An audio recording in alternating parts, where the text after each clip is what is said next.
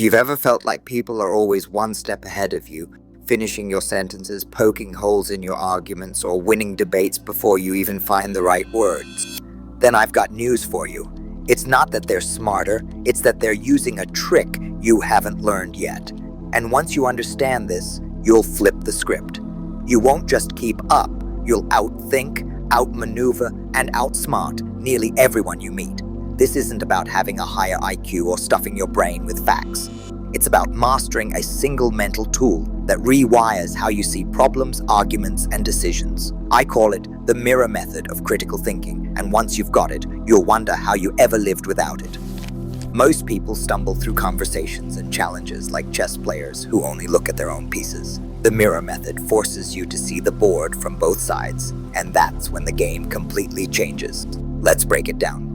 The mirror framework mirror is a 5-step system that flips your brain into an advanced mode of thinking. Here's what it stands for. M. Map the claim. I. Identify assumptions. R. Reverse the perspective. R. Run the consequences. O. Outsmart with questions. R. Rebuild stronger. Now, let's go step by step. Step 1. Map the claim. Imagine you're handed a tangled ball of string. You can't untangle it by pulling at random. First, you need to see where the knots are. That's exactly what mapping a claim does. Before reacting, pause and say, what exactly is being claimed here? For example, someone tells you, social media is ruining people's attention spans. Instead of nodding or arguing, map it out. The claim is, social media damaged attention. That simple map keeps you from fighting shadows. Your brain now has a clear target. Step 2. Identify assumptions. Every claim is built on hidden foundations, assumptions people don't say out loud. This is where most arguments collapse because assumptions are like termites in the wood, invisible until you know where to look. Ask, what would have to be true for this claim to stand? Using the social media example, assumption, everyone uses social media the same way. Assumption, attention spans can be measured in a straightforward way. Assumption, no other factors affect attention. Already the argument looks shakier. You haven't even disagreed yet. You've simply exposed its scaffolding. Step 3. Reverse the perspective. Here's where the mirror method gets powerful. Flip the lens. Ask yourself, what if the opposite were true? What if social media isn't destroying attention spans but reshaping them? Maybe it's training people to process information faster, like sprinters compared to marathoners. Suddenly, you've created a parallel narrative that forces deeper thought. Reversing perspective doesn't mean you accept the opposite. It means you stretch your brain to see what others miss. Step 4. Run the consequences. Now, project the claim forward like a movie. If this statement were 100% true, what happens next? If it were 100% false, what happens instead? Let's run the social media ruins attention claim. If true, society should see massive productivity crashes, failing schools, and dysfunctional workplaces. If false, we'd see new industries thriving on short bursts of focus, creative mashups, and faster innovation. Suddenly, the conversation isn't stuck on opinion. You've dragged it into the arena of evidence. You've forced the other person to think beyond the surface. Step 5. Outsmart with questions. Most people argue by throwing facts, but the smartest thinkers win by asking the right questions. Instead of saying, you're wrong, ask, how do we know attention is shrinking?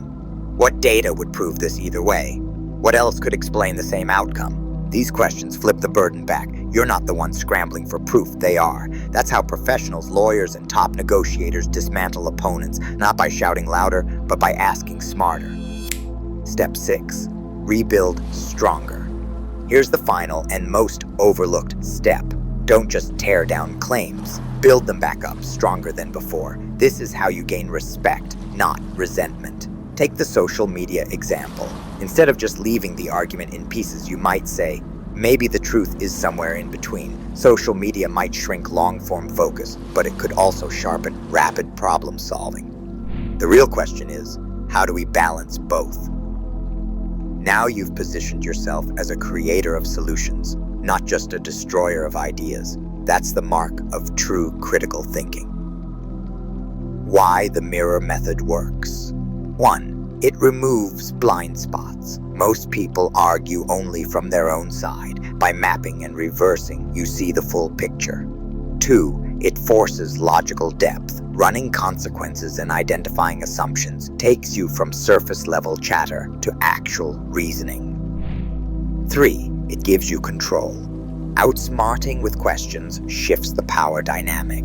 You're now the guide, steering the conversation. 4.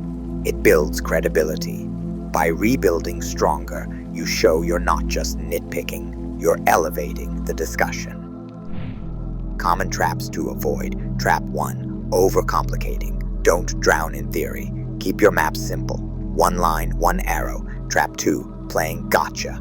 If you weaponize questions to humiliate, people shut down. Use curiosity, not arrogance. Trap 3. Forgetting to rebuild. If all you do is tear down, you'll be seen as negative, not insightful. Trap 4. Accepting surface answers. Push one layer deeper. Always. Trap 5. Using it only on others. The mirror method is most powerful when you turn it inward. Apply it to your own beliefs and watch how much sharper you get.